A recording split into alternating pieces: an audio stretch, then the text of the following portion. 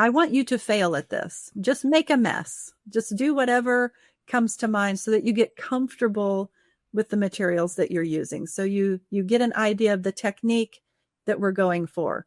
But the end result doesn't matter because it was the whole process to get to this point. And if you get through an entire year and you only found one thing that really set you on fire, that is the goal. Hey friends, welcome to Stories Told Through You, the Flower Letters podcast. We're Michael and Hanny Clark, and each week we sit down with our amazing community and special guests to share the real, heartfelt stories that connect us. Grab a cozy seat. And let's dive into the stories told through you. Karen, welcome. Thank you so much for joining us. We really appreciate you taking time. It's just me today, so unfortunately for all of us, we were missing Hanny, but she had some things that came up that she's managing. But we're excited to get to know you, hear your story. Honestly, I don't know a lot about it. Peter relayed a little bit about what your story is and what you wanted to share. But if you wouldn't mind for our listeners to introduce yourself, and then we can just have a conversation. Absolutely. Well, first of all, thanks for having me. I'm fairly new to the Flower Letters. I just subscribed this year. And as I am not really good at impulse control, I subscribe to pretty much everything. You have some Amazon boxes on your porch right now. I know it. I know I do. And they're not all, they're, me and Hanny have a shared problem. It's okay though. It's okay. Yeah. Well, my husband likes to say if the Amazon guy knows what we're having for dinner, then he's here too often. He pulls up, he's like, meatloaf. Yes. But yes, I've been absolutely loving dipping into the Flower Letters, and I got interested in kind of combining it with some of my other interests and hobbies. I'm an art teacher for a living. Awesome. And I really love to do mixed media, journaling, that kind of thing. Awesome. So I started to think how I could fuse the little extras that come in with the letters, which in art journaling is called ephemera.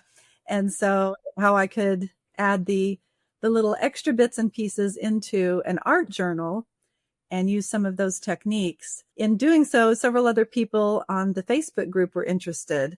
So I wound up starting a little secondary page called Letters in Bloom. Okay, yeah. Which has all of other subscribers. We don't give away anything that has to do with the stories. That's a rule. But we do like to share what we're doing with our art journals and how we're using the different pieces and kind of telling the story visually as a kind of an accessory to the letters, so you can go back later on and look through your journal and kind of refresh your memory about what was going on in the story, or share it with someone else. Maybe like with the elderly, you might be able to read the stories to someone and then have them flip through a book that just has lots of nice photos and paintings and just a little tactile experience. So that's been really fun, and I'm loving that. Awesome. That's so cool. I love to hear that. Yeah, we really created that Facebook group for you. I mean, for people to connect. And I think I remember you did reach out and asked about that, and we love that. Sorry, I got something in my eye. That's okay. Yes. I reached out first because, with copyright, and I want to be very conscientious about that because I work with a lot of, famous artworks and teaching that in an educational setting. And so those copyright rules tend to be a little more flexible than regular commercial rights. And so I like to reach out to the actual creators and say, hey, do you mind if I kind of adapt your ideas into my personal things? And of course, there's always a difference between it's for me personally or if I'm going to resell something. Right. Which for this purpose, this is just my fun. Well, thank you for doing that, reaching out. We really appreciate it. That's so cool. I think it's awesome that, people find community through this shared experience, and you sort of took it and are, take what you do and your passion and are applying it.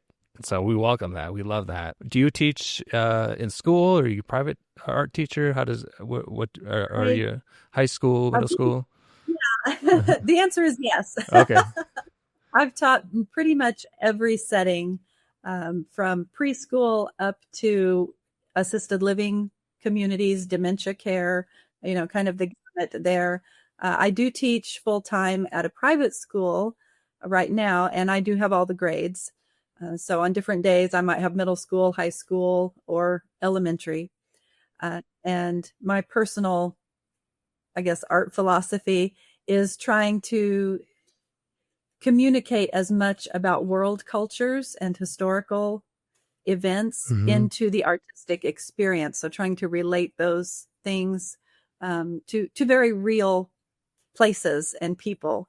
I think that's really important. It helps with memory retention, of course, but you gain a much better appreciation, I think, of what the artist was trying to convey. Right.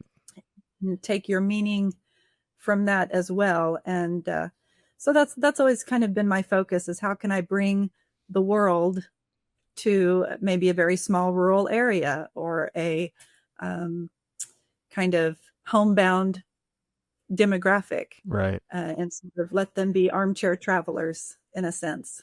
Yeah. So it's a lot like the flower letters, you get to live vicariously through these things. Yeah, well, art is such such an interesting thing. Especially I can draw, and I draw like one guy. I draw one cartoon guy. My kids are like, Dad, you draw the same guy every time. I'm like, that's all I know. Come on. Anyway, but Right. as I've got to know, or I've been married to Hanny now for 22 years, and then she's an artist, and our little girl is through and through just an artist. Ever since she was just a little girl, she just had this dexterity, and she could just draw the tiniest little circles. And even now, it's interesting. She sees the world and communicates the world through drawing. And so, like, she draws her life. It's like her journal, and we have, I don't know, they're everywhere. These books, Taking over the house. Yeah. they're everywhere. They're everywhere, and I love it. She gives me she gave me a picture for my birthday the other day, and it's my favorite thing. I've got a little thing up here, but it's powerful. It's really interesting because it's a language. Art, I think, is a language. And the beautiful thing about it, sorry, this is a little philosophical, is it's an individual language. And because you can look at a piece of art and it says something to you. I look at it, it says something completely different. But it becomes our little relationship with that piece. Anyway. You're really right. And as far as children goes, we are all, our first language is not the one that is on your, driver's license, birth certificate, official information. Our first language is a visual language. Yeah. Before we ever learn to speak. And it's after someone helps us attach names to those things that we develop a verbal language. So really, your most, your oldest memories are visual memories. They have no words attached to them. If you could go back far enough and remember that far back. And they argue that kind of reverses the process as we get older and life winds down. Right. Once we lose our verbal language, the pictures are still going in our mind, which I think is a really great thing. Yep. That, the rest of us may not be aware of it, but, we're still living the memories and getting the benefit of that visual experience. Absolutely. So, what got you into art? Have you always loved it as a kid, or is it something that came on later in life? Like, how did you get into it? I'm kind of an anomaly. So I never took an art class until I was long out of school. And I was really into music. So I sang opera, I played the cello in orchestras. And so I was all on the classical path, and I eventually went to school, got my degree in education, and went back and got a Master of Fine Arts. And then when I got into the teaching field, I've taught all kinds of grades, all kinds of subjects, but I just kind of was leaning towards the visual arts. I'd always been kind of a crafty person. I grew up kind of an older generation of parents. And so I learned to do all these things that people did in the 50s. Right.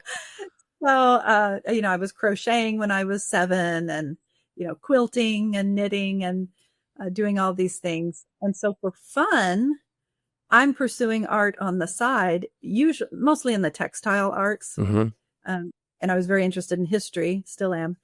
So I learned how to spin on a spinning wheel. I've processed sheep's fleece and all Interesting. kinds Yeah.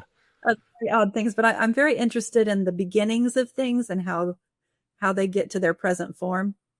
So I would, go down that rabbit hole and study it. And then I'd find another one.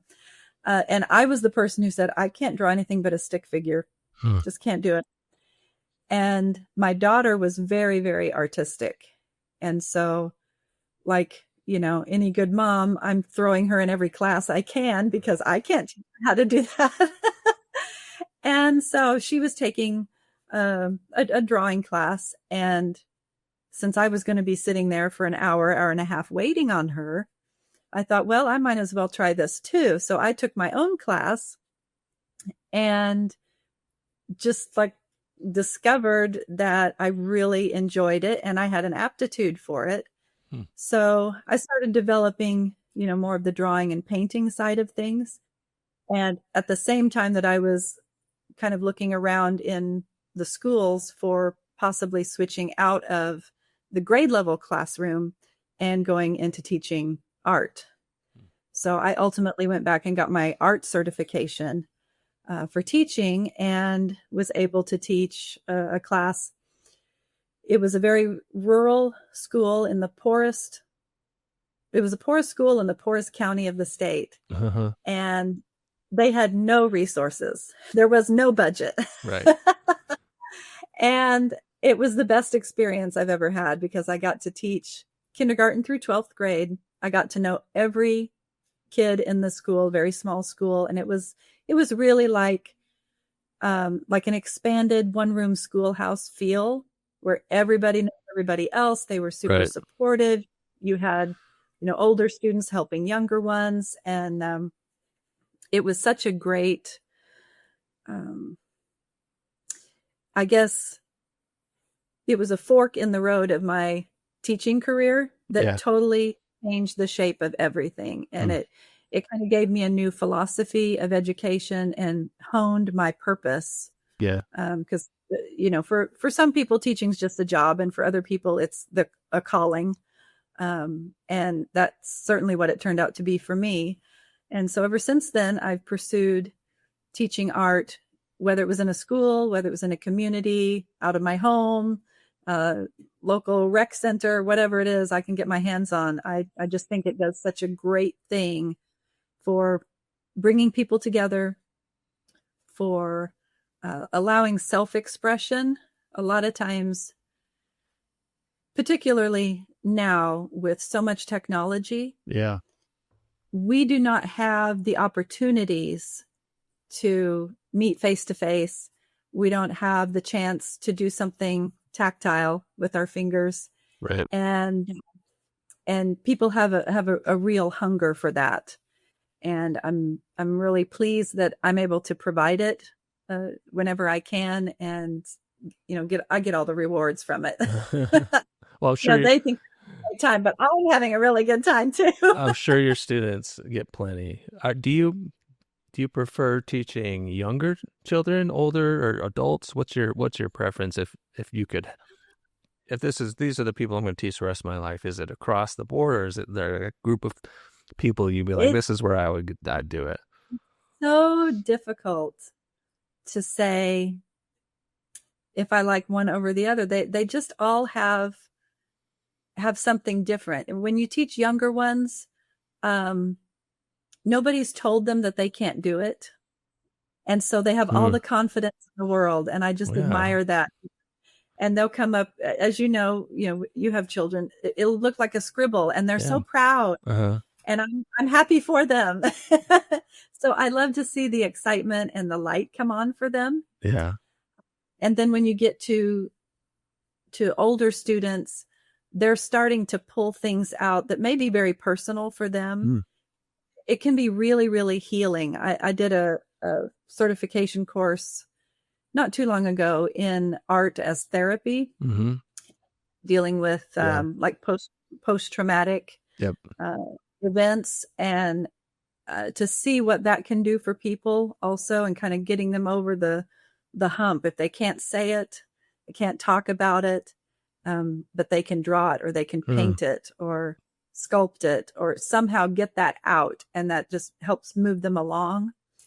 That's, a whole different level of rewarding. Yeah.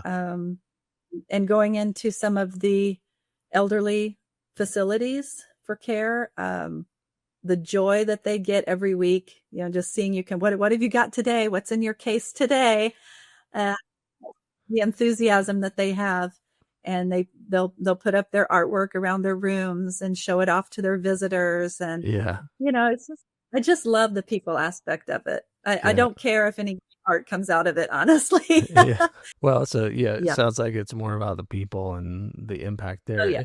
If you go back to your call, you mentioned it's a call. Do you remember, was there a moment or a series of moments where you're just, this is it? This is what I've got to do. Do you remember that? Or is there like a moment and you're like, I know exactly when it happened? Or is it sort of like something that, because I think there's a lot of people that are like, what is my call? What am I here to do? And they struggle to find it. And finding someone that says, I found my calling, that's actually really cool and actually really unique. Yes. Because a lot of people are still like, I don't know, I like this. I'm talking about myself, I think I found my calling, I think, in the flower letters in a lot of ways. But for people that are listening and it's like, I haven't found my calling, how did that come about for you? I do have a very distinct memory. When I was in second grade, I had a fantastic teacher, and I was very quiet. I just wanted to read my books and was very shy. Mm-hmm. She just let me read whatever I wanted, as and do my work as far ahead as I wanted. It was unique in that she just let me go as far and as fast as I wanted to go, and it really fed my brain at the time. And she was so she was out of the box thinking. Yeah. Mm-hmm. And at the time, my family, my dad had a construction business for years and years, and they also sold earth stoves, which were a wood burning stove. Yeah. I'm from the Ozark Mountains originally, so we get some good winters. Yeah.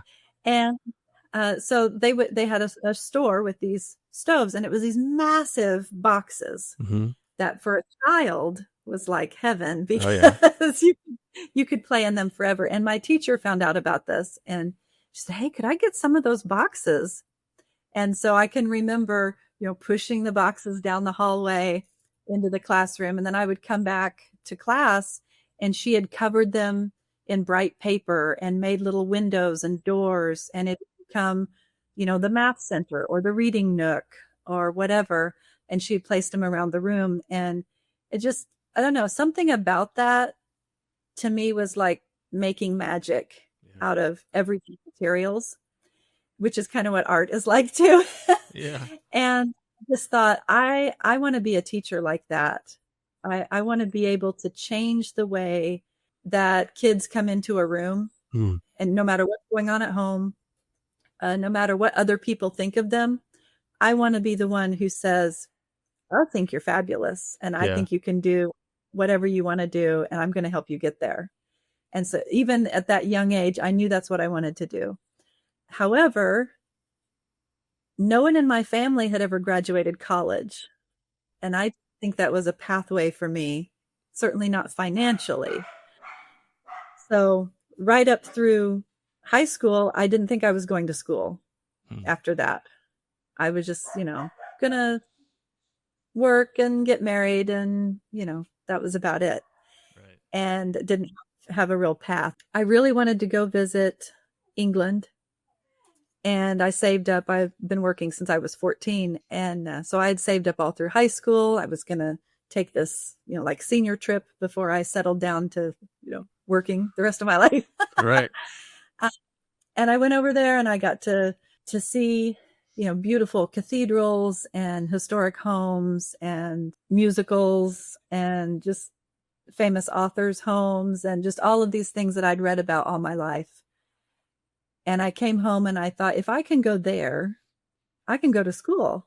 Yeah. I'll figure this out, because my family didn't have money for that. And so I, at the last minute, really, I applied and was accepted, got some financial aid, scholarships, and was on my way when I stumbled over my husband.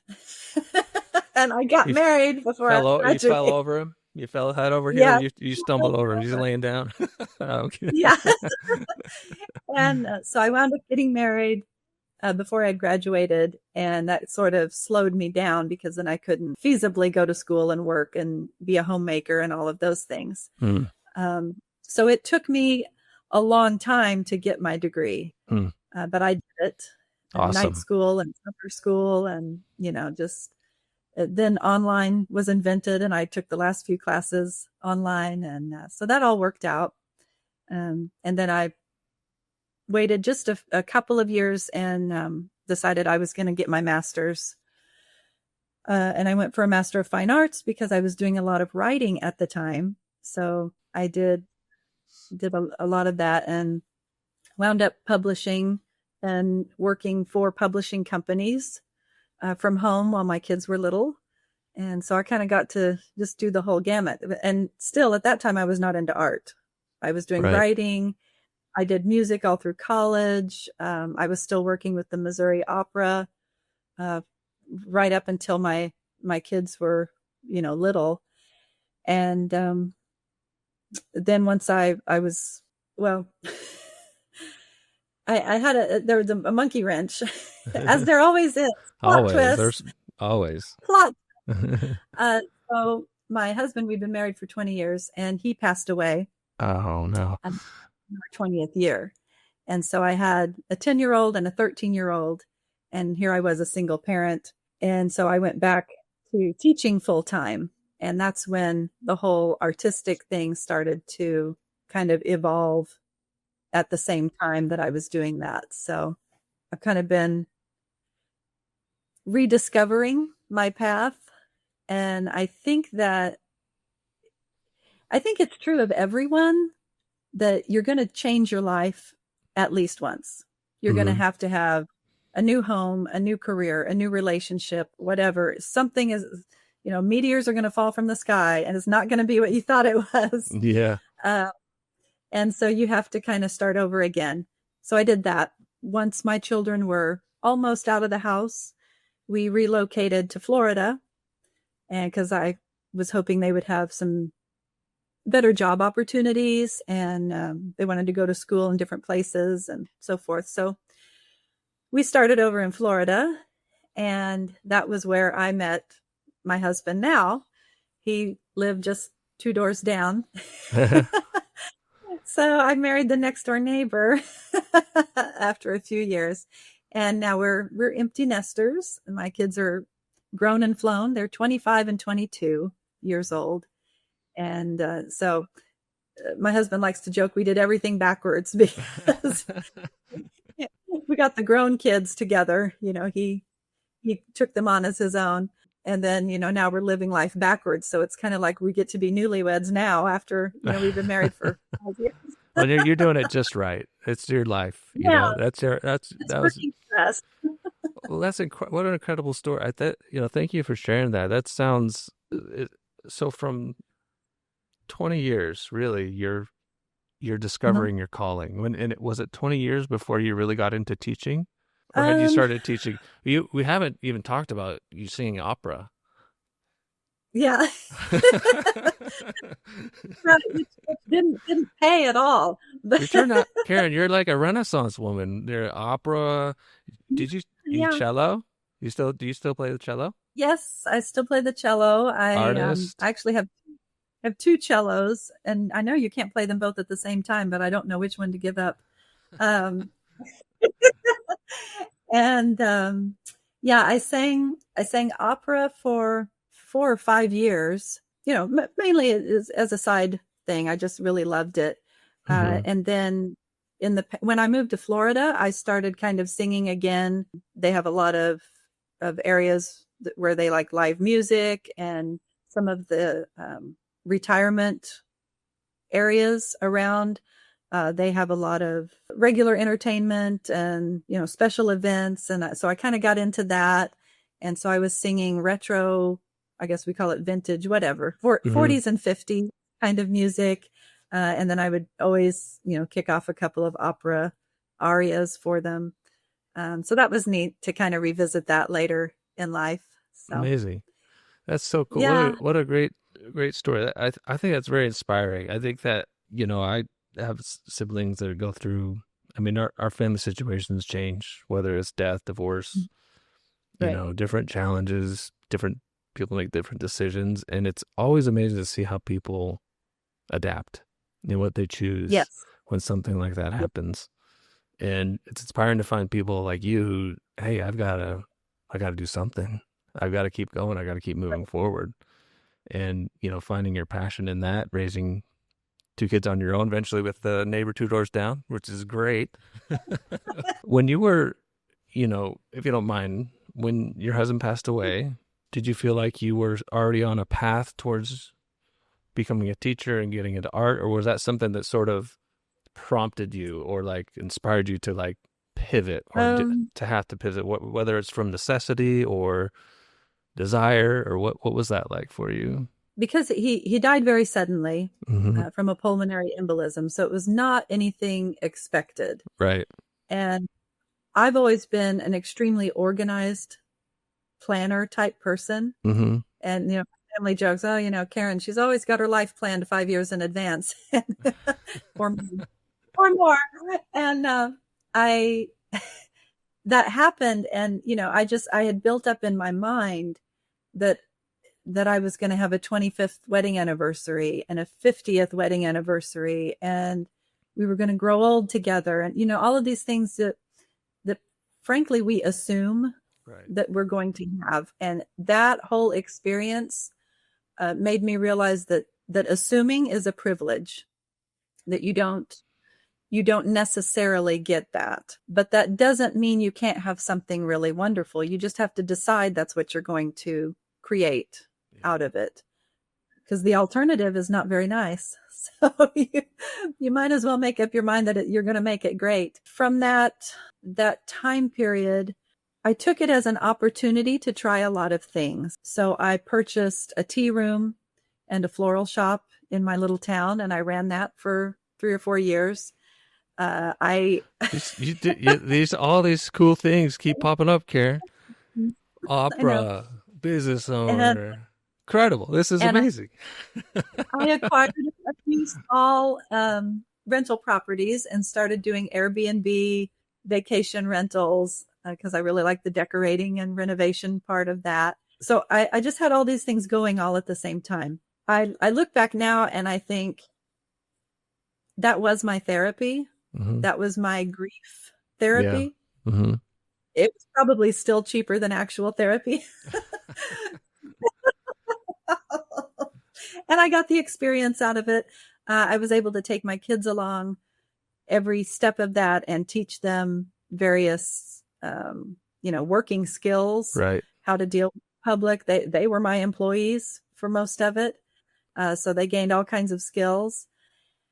And I got to spend time with them during a period where we just needed to be close. And I wanted to create a lot of stability, which I think is really why I didn't go back to teaching full-time just then. I had my degree. I taught, here and there, and I kind of substitute taught throughout just for extra money. Right. And to keep my foot in the door.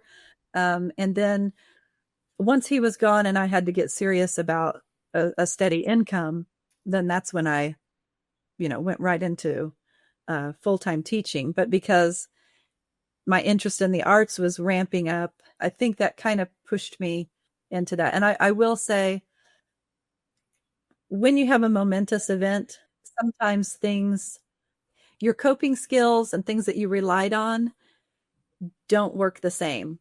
I couldn't sing for a long time. Interesting. I couldn't really write anymore. And I had been I've written 10 books, Wow. I just wrote at the time. And I couldn't do any of it. It just came to a screeching halt. But I could make some art and express myself in these other ways. And so it sort of snowballed. And now it's been 10 years, and I'm singing again. I'm writing again. Those things have come back, Yeah. but they haven't replaced the other things that I learned. It's just now all kind of come together, which is really nice. Wow. Incredible. We're just scratching the surface, aren't we, Karen? It's like, I know.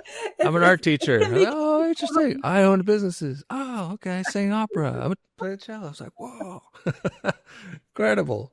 I wish we had more time. We've already been talking for an hour. It feels like we've been talking for 2 minutes. oh my God, that's crazy. Or half an hour. Sorry. I feel like we have to do like a part 2 or something, because it's really interesting to hear your journey, because you just throw things in there like, I wrote 10 books, and you're like, oh. I like to keep busy, and I don't watch a lot of television, so. Maybe as a takeaway, because I'm kind of serious about a part 2, because I'd love to have Hanny join us and chat with you, because there's a lot of similarities between you in terms of your prolific creativity, and whether you've described yourself as a prolifically creative. Just in this conversation, you are. Just in terms of the things you've accomplished, but I think that would be really interesting. But maybe just as a takeaway, it's always interesting to talk to teachers. If there was one or two things you hope your students take away from your class, what would those 2 things be? I would definitely want them to take away confidence in themselves and in their identity. And that doesn't mean it has to be who you are now, because sometimes you're still developing. And I don't care if you're 30 or 40 or 50 like I am, you're still becoming who you are. I think you spend all of your life becoming who you are. And what a wonderful thing to finally be okay with that, and not be comparing yourself to someone else or an arbitrary measurement that really doesn't have anything to do with your life. I Right. would like us to have a strong sense of that. I teach a wide range of media, and I never grade on the project, ever. Interesting. Yeah. Because your ability is irrelevant in this setting. What is important is, are you finding the media that you can continue with? So we have not given ourselves and our children enough time to explore and to experiment with things to find out what they want. They're in 3rd grade trying to fill out what they want to do in college. And it's Right. like, can you let me grow up first? Right. I'm sort of like the antithesis of that. I want to throw as much stuff out there to play with and try, and I consciously give permission to be bad at it. Yeah. I want you to fail at this. Just make a mess. Just do whatever comes to mind so that you get comfortable with the materials that you're using. So you get an idea of the technique that we're going for. But the end result doesn't matter, because it was the whole process to get to this point. And if you get through an entire year and you only found one thing that really set you on fire, that is the goal. I was a success. Yeah. Because if I can just light the fire, just, ignite it, and you take off with it, I may never see you again. I'm well aware. I've got thousands of students out there somewhere. Yeah. Hopefully doing something that they love.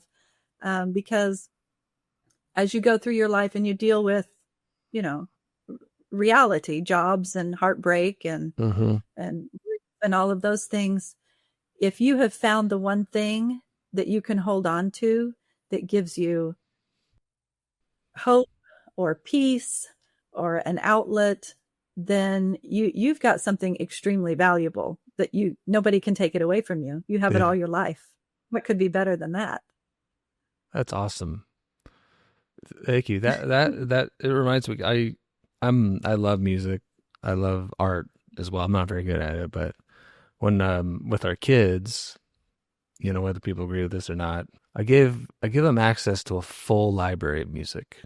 Just we filter some things out, but what I tell them is find the music that stirs your soul. Yes. Right? And because otherwise you're just listening to what everyone else is listening to. And if that gets you going, that's okay. But there's music and art or things that are out there that are soul stirring. And my son's like, well, what does that feel like, Dad? I'm like, you'll know. You're going to know. Gives you goose. And he and our daughter's still sort of finding hers. She's only 10, but our son, he's like, Dad, I think I found the music, and it's totally different than my music. He loves the 80s, the 80s rock. I mean, and it's just like he listens to it, and it's like, but I think it's so, but I see that decision and also, but letting people flourish and find and fail and discover, so important without any sort of influence, and just saying, you know what? Everyone, just set everyone aside and find yours, find what's yours, and hold on to that. So thank you. Those are great lessons. Thank you. I have one more question, if it's okay. Oh, go ahead. What are you saying? Well, at the end of the day, you are all you have. Yep. And you have to be your own best friend. And when I was going through, this heartbreaking time, my friend at the time said, well, you have to remember, you're the prize. You still have you. Yeah. And I thought, how beautiful. And everyone needs to feel that at some point. I'm the prize. I still have me, no matter what happens. So if you pay close attention and build that up for yourself and really get a solid sense of yourself, which in my opinion is more important now than ever, because there's just so much noise coming from social media and advertising, and we're a little too tapped into what's going on in parts of the world we will never see or can't find on a map. Like there's just so much going on that we're losing ourselves. Yeah. And so to be able to kind of bring that back, to what we can healthily manage, I think is super important. Yeah. And because I come from people that were very hard workers and made the best of a lot of bad situations. And I think when initially I was supposed to show you that I have all these letters and interesting things from the past. Wait, we didn't even get to what we were supposed to talk about? I know. We didn't even we have to do a part 2. Oh my goodness. I have all of these things from ancestors that I just think are so cool to bring into a discussion about today, and how, that can influence a person and what we need to hang on to still. But, drawing on your background and really being in touch with your heritage, I think is super important. And then finding your own identity and putting that all together in a world that's really trying to pull us apart as a family, as a culture. I think the more aware we can be of that, the happier we'll be and the more successful we'll be going forward. That's my little soapbox. I love it. Thank you. I'm serious. We should schedule a part 2 with Hanny, because first we need to talk about what we were supposed to talk about. Unfortunately today I just don't have a ton of time today, but just think your story is so interesting and unique, but also powerful and helpful to people. Well, thank you. I think hearing, and this is why we started this, is to find stories like yours that are inspiring, that deserve to be told, and that help people. We connect through each other's story. Story is the main connector of life. Everything's a story. Everything has a story. This microphone, I don't know, I say this a bunch. This microphone has a story. It came from somewhere. But people's stories are way more interesting. Yeah. I'm endlessly fascinated by, what's under the surface. Yeah, because there's a lot. I think everyone has a really interesting story to tell. So, Karen, thank you. We'll get a part 2 going, but we can't thank you enough and for sharing your story. I think it's very inspiring. I think people are going to love this conversation. and they're going to love Oh, the well, next one as well. So, all right. Well, I appreciate you having me. It was wonderful to see you. And I am so grateful for the work that you and Hanny do and your whole team. I just, the quality is outstanding. As an art teacher, I can tell you. thank you. I'll relay that to Hannah. I'll let her know. Thank you for listening to Stories Told Through You, the Flower Letters podcast. Got a true story you'd like to share? Email us at podcast@theflowerletters.com. If you're new here, welcome. To learn more about us, head over to theflowerletters.com. If you enjoyed this episode, please subscribe and help us spread these inspiring true stories. Until next time.